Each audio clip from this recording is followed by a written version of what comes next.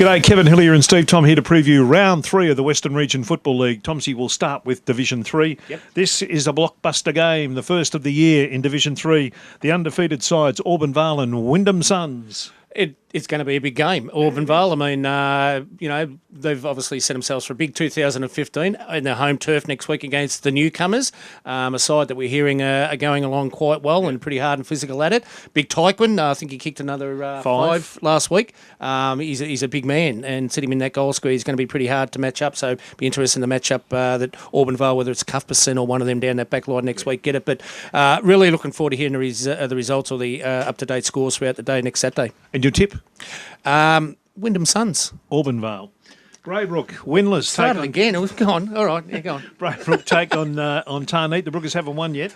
No, they haven't. This is a crunch game. For Braybrook, it is. I mean, I'm not saying things aren't smooth sailing down at Brookerland at the moment, but after being premiers last year, it probably hasn't started off the way they would have hoped. They've lost a lot of players in the off-season and picked up some, but whether they're up to it or not, I don't know.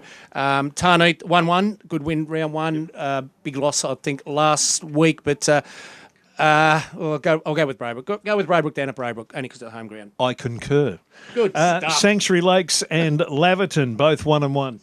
Yeah, got it with Sanctuary Lakes. Good. Look, they bounced back last week. I think after round 1 when they had a loss, but now we realise against Wyndham Suns that it wasn't a surprise loss. So Sanctuary Lakes, the young Sanctuary Lakes, up against Laverton, who once again they've kept the ball rolling. They're looking forward to making the finals this year. Laverton's going to be pretty tight down there.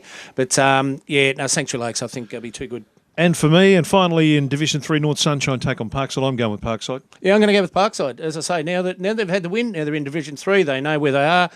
They'll all start coming back. The saying down at Parkside, once a Parksider, always a Parksider. Now, probably over the last 3 months, a lot of people argued with that, and rightly so. But now they're back on a roll. They'll start congregating back, and good. And so you bloody should down at Parkside. Get behind them. Yes. Wyndham in Division 2 take on Sunny Heights. I think it'll be a pretty easy win for Wyndham. Yeah, even at this early stage, one of the top 3 sides, no doubt, Wyndham, and they'll have a pretty comfortable win against Sunshine Heights. The blockbuster in Division 2, though, is when West Footscray host North Footscray. Yeah, that's going to be a great game. As I say, it goes back to the late 70s, 80s, the rivalry between these two, and believe it or not, they're in the same postcode, a 3012, North Footscray and West Footscray. Same colours, red and white. The same hatred, I suppose, of each other, or dislike. I shouldn't say hatred, it's not a good word. Dislike of each other.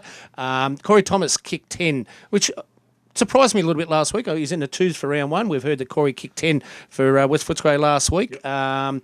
Chugging the best for North Footscray. The matchups all over the ground are going to be fantastic to watch this Saturday coming up. And once again, looking forward to seeing the results of that one.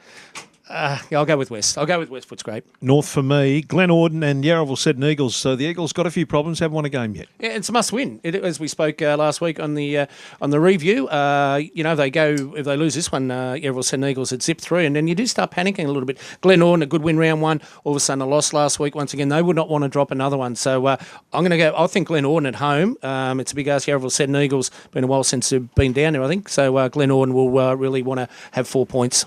Yep, think Stewie Daly's boys will get that one. Caroline Springs haven't had a win yet. They take on Manta Lakes, who got their first win last weekend. Caroline Springs in the same position. They have to have a win. They have to get the ball rolling. A little bit of pressure. Always the pressure then builds on coaches and the senior players if you come in around 3 and you zip 3. So it's a must-win for them. But I reckon Manta Lakes, I think they're back on track a little bit. Heath Hunter, hopefully he's back in that lineup after having a broken snout in round 2 and missing the game. So hopefully he's back in the Manta Lakes lineup. So Manta Lakes for me. The major nose, that's a big break. Manta Lakes for me as well. Division 1, Deer Park have the bye. Port Melbourne Colts take on Spotty. Yeah, look, 8 days ago, I would have thought that poor Colts would roll Spotswood. Spotswood's second half last Saturday must have been outstanding against the Albans. Poor Colts, you just see they're raw. They've talent-wise, they've got a lot of work to do. And it is a work in progress. Brad Julie will get the best out of what he can throughout this season. So I'm going to probably change what I thought over the last couple of weeks. I'm going to go with Spotswood to get home there, and it's great to see them bounce back actually last week because they were written off. And I was one that after the first round against Deer Park. I thought it's going to be a horribly long season for Spotswood, but they showed they're never out of it. Yep, I'm on the Woodsman for that one too. St Albans take on Altona. What a crunch game. Once again, St Albans, without a win so far. They're going to be pretty desperate, especially on their home turf down there. Altona will be one of the improving sides of 2015. As we said, they're going to lose a few, but they'll get a string of 3 or 4 in a row, I reckon, at one stage throughout the season.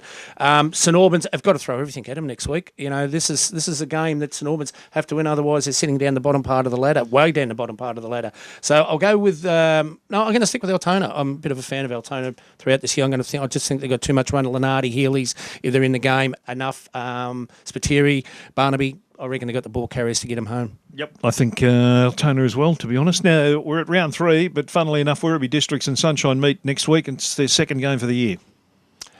Yes. Yeah, that's right. That's how it works, yeah. Sorry. A little bit complicated sometimes. Well, it's hard to keep up, Kev. Maths was never your strong point, was it? Not at all.